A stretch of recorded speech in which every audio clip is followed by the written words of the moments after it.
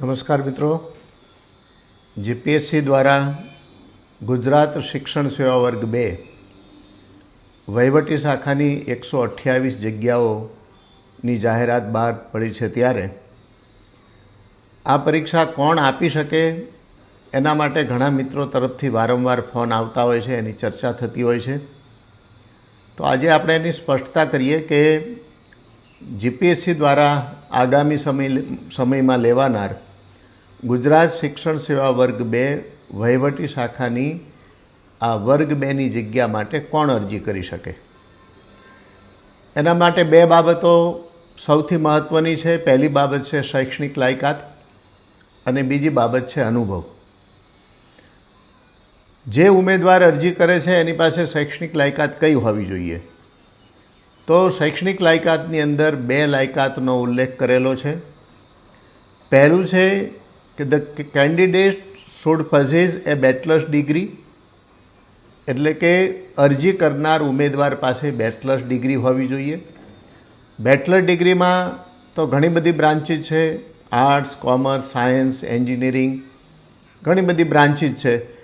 અહીંયા કોઈ ઉલ્લેખ નથી કર્યો કે ફક્ત બીએ થયેલા જ અરજી કરી શકશે, બીએસસી થયેલા, બીએડ થયેલા, બી થયેલા, પરંતુ મિનિમમ ક્વોલિફિકેશન તરીકે એની પાસે માન્ય યુનિવર્સિટીની બેચલર ડિગ્રી હોવી જોઈએ. એના પછી બીજી ડિગ્રી બહુ મહત્ત્વની છે કે બેચલર ડિગ્રી પ્રાપ્ત કર્યા બાદ એ ઉમેદવારે ટીચિંગ અથવા તો એજ્યુકેશનની અંદર, એટલે શીખવવાની બાબતમાં અથવા તો શિક્ષણની બાબતમાં એ ડિગ્રી પ્રાપ્ત કરેલી હોવી જોઈએ. અને એ ટીચિંગ અને એજ્યુકેશનની ડિગ્રી એટલે શું? ફોર એક્ઝામ્પલ, આપણે બધા જાણીએ છીએ કે બીએડ એટલે આપણે બોલીએ છીએ કે બેચલર ઓફ એજ્યુકેશન, તો ત્યાં બેચલર ડિગ્રીમાં એજ્યુકેશનનો ઉલ્લેખ છે. પણ અમુક યુનિવર્સિટી એવી છે કે જ્યાં એજ્યુકેશન શબ્દ નહીં વપરાયો હોય. તો એજ્યુકેશન શબ્દ ન વપરાયો હોય અને માન્ય યુનિવર્સિટીની ડિગ્રી હોય કે જેમાં ટીચિંગનો ઉલ્લેખ થયેલો હોય, તો એવી ડિગ્રી પણ અહીંયા માન્ય રહેશે. એટલે શૈક્ષણિક લાયકાતમાં મિનિમમ ક્વોલિફિકેશનની અંદર બેચલર ડિગ્રી અને બેચલર ડિગ્રી પ્રાપ્ત કર્યા બાદ એજ્યુકેશન અથવા તો ટીચિંગની અંદર એ ડિગ્રી મેળવેલી હોવી જોઈએ. આ બંને ડિગ્રી જેની પાસે હોય એ વ્યક્તિ શૈક્ષણિક લાયકાત માટે યોગ્ય છે. આ ડિગ્રી મેળવ્યા બાદ અનુભવની વાત આવે તો અનુભવ માટે લખ્યું છે કે one must have at least 5 years combined or separate experience in teaching and or administration. એનો અર્થ એવો થાય કે ઓછામાં ઓછો 5 વર્ષનો અનુભવ જોઈએ. અને એ અનુભવ કયો હોવો જોઈએ? તો કે ટીચિંગનો હોવો જોઈએ, એટલે કે શીખવવાનો હોવો જોઈએ, અથવા તો એડમિનિસ્ટ્રેશનનો હોવો જોઈએ 5 વર્ષનો, અથવા તો શીખવવાનો અને એડમિનિસ્ટ્રેશનનો એટલે કે વહીવટનો બંને મળીને 5 વર્ષનો અનુભવ થતો હોય તો પણ ચાલે. અહીંયા પ્રશ્ન એક એ થાય કે કઈ સંસ્થામાં એણે અનુભવ મેળવેલો હોવો જોઈએ. તો સંસ્થા માટે એની અંદર સ્પષ્ટતા કરેલી છે કે એજ્યુકેશન ફિલ્ડની અંદર સરકારી સંસ્થા હોય અને એમાં ટીચિંગનો કે એડમિનિસ્ટ્રેશનનો વહીવટનો અનુભવ મેળવેલો હોય તો એ માન્ય ગણાશે. ઓછામાં ઓછો 5 વર્ષનો હોવો જોઈએ. લોકલ બોડીઝની સંસ્થા હોય, એજ્યુકેશનલ સંસ્થા હોવી જોઈએ અને એ સંસ્થાની અંદર ટીચિંગનો કે વહીવટનો 5 વર્ષનો અનુભવ હોય શૈક્ષણિક સંસ્થામાં તો એ માન્ય ગણાશે. ઘણા મિત્રો પૂછતા હોય છે કે લોકલ બોડીઝ એટલે શું?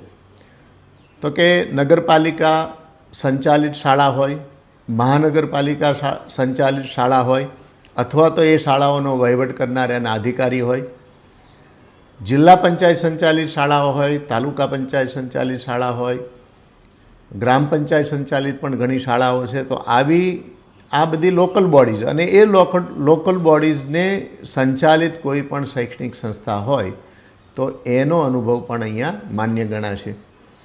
યુનિવર્સિટીનો પણ માન્ય ગણાય છે. યુનિવર્સિટીની અંદર કોઈ ટીચિંગ અથવા તો વહીવટનો અનુભવ પ્રાપ્ત કર્યો છે તો એ પણ માન્ય ગણાશે.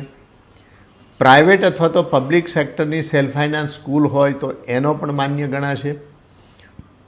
હવે અહીંયા પ્રાઇવેટ સ્કૂલનો મિનિંગ આપણે શું કરવાનું? તો જેટલી પણ ગ્રાન્ટ ઇન એડ સંસ્થાઓ છે અથવા તો સેલ્ફ ફાઇનાન્સ સંસ્થાઓ છે એ સરકારી નથી, એનો અર્થ એવો થયો કે એ પ્રાઇવેટ સંસ્થાઓ છે. પબ્લિક સેક્ટર દ્વારા ચલાવાતી કોઈ કંપનીઓ દ્વારા ચલાવાતી સંસ્થાઓ છે તો પબ્લિક સેક્ટરની ગણાશે. આ પ્રાઇવેટ અથવા તો પબ્લિક સેક્ટરની ગ્રાન્ટેડ એડ સંસ્થા હોય કે સેલ્ફ ફાઇનાન્સ સંસ્થા હોય, એમાં જો ટીચિંગ અથવા તો વહીવટનો અનુભવ હશે તો એ પણ માન્ય ગણાશે. હવે આ જે સંસ્થાઓ છે એ સંસ્થાઓની અંદર કયા હોદ્દા ઉપર હોવા જોઈએ અને કયા હોદ્દા ઉપરનો અનુભવ જોઈએ એ પણ એટલું જ મહત્ત્વનું છે. તો એની અંદર સ્પષ્ટતા કરી છે કે સરકારી શાળાની અંદર રાજ્ય સરકાર દ્વારા, કેન્દ્ર સરકાર દ્વારા સંચાલિત જે શાળાઓ છે એ શાળાઓની અંદર સેકન્ડરી સ્કૂલની અંદર, માધ્યમિક શાળાની અંદર શિક્ષક તરીકેનો અનુભવ હોય તો એ ગ્રાહ્ય રખાશે. અથવા તો હાયર સેકન્ડરીની અંદર ટીચર તરીકે હોય, સરકારી શાળાની અંદર સેકન્ડરીના ટીચર હોય કે હાયર સેકન્ડરીના ટીચર હોય તો એ વર્ગ 3ની પોસ્ટ છે, એટલે કે વર્ગ 3ની જગ્યા ઉપરનો અનુભવ હોય તો માન્ય ગણાશે. અથવા તો એને ઇક્વેલન્ટનો મિનિંગ એવો થાય કે માધ્યમિક અથવા ઉચ્ચતર માધ્યમિક શાળાના શિક્ષકો કોઈ પણ હોય, એ ગ્રાન્ટેડ એડ સંસ્થાની અંદર હોય, એ સેલ્ફ ફાઇનાન્સ સંસ્થાની અંદર હોય અને એનો અનુભવ એનો જો 5 વર્ષનો હોય અથવા તો એડમિનિસ્ટ્રેશનનો અનુભવ હોય 5 વર્ષનો મિનિમમ, તો એ પણ આની અંદર લાયકાત ગણાશે. એટલે ખાસ કરીને સેલ્ફ ફાઇનાન્સ સ્કૂલોની અંદર નોકરી કરતા શિક્ષકોને આ પ્રશ્ન વિશેષ હોય છે કે અમે તો ગ્રાન્ટેડ એડમાં પણ નથી, સરકારીમાં પણ નથી અને અમે સેલ્ફ ફાઇનાન્સ સ્કૂલની અંદર ભણાવીએ છીએ. તો સેલ્ફ ફાઇનાન્સ સ્કૂલની અંદર પણ જો એમને માધ્યમિક કે ઉચ્ચતર માધ્યમિક કક્ષાનો અનુભવ હશે તો એ પણ આ જગ્યા માટે અરજી કરી શકશે. એ સિવાય જિલ્લા પંચાયતની અંદર પણ કેળવણી નિરીક્ષકની જગ્યા હોય છે. એક્સટેન્શન ઓફિસર એજ્યુકેશન એટલે કે વિસ્તરણ અધિકારી, પણ એ શિક્ષણના વિસ્તરણ અધિકારી હોવા જોઈએ. બીજી કોઈ બ્રાન્ચના વિસ્તરણ અધિકારીનો અનુભવ હોય તો અહીંયા ગ્રાહ્ય રખાશે નહીં. એટલે કેળવણી નિરીક્ષકનો અનુભવ હોય અથવા તો વિસ્તરણ અધિકારી શિક્ષણનો અનુભવ હોય તો એ પણ અહીંયા ગ્રાહ્ય રખાશે. જિલ્લા શિક્ષણાધિકારી ઓફિસની અંદર વર્ગ 2ની જગ્યા છે એજ્યુકેશન ઓફિસર.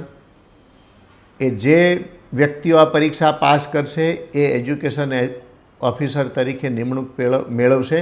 પણ એજ્યુકેશન ઓફિસરની નીચેની પોસ્ટ એટલે કે આપણે એને એઈઆઈ કહીએ છીએ, આસિસ્ટન્ટ એજ્યુકેશન ઇન્સ્પેક્ટર, અથવા તો એને જૂના સમયમાં આપણે એડીઆઈ કહેતા હતા. તો એડીઆઈ અથવા તો એઈઆઈ તરીકેનો 5 વર્ષનો અનુભવ હશે તો એ પણ અહીંયા ગ્રાહ્ય રાખવામાં આવશે. આ માધ્યમિક, ઉચ્ચતર માધ્યમિક, યુનિવર્સિટીની વાત થઈ, પણ પ્રાઇમરીની અંદર કઈ પોસ્ટની અંદરનો અનુભવ માન્ય ગણાશે તો પ્રાઇમરીની અંદર head teacher in primary education એટલે કે પ્રાથમિક શિક્ષણની અંદર હેડ ટીચર એટલે પ્રિન્સિપાલ તરીકે, આચાર્ય તરીકે, મુખ્ય શિક્ષક તરીકે જે લોકોને 5 વર્ષનો અનુભવ છે એ પણ આ જગ્યા માટે લાયક ગણાશે, એ પણ અરજી કરી શકશે.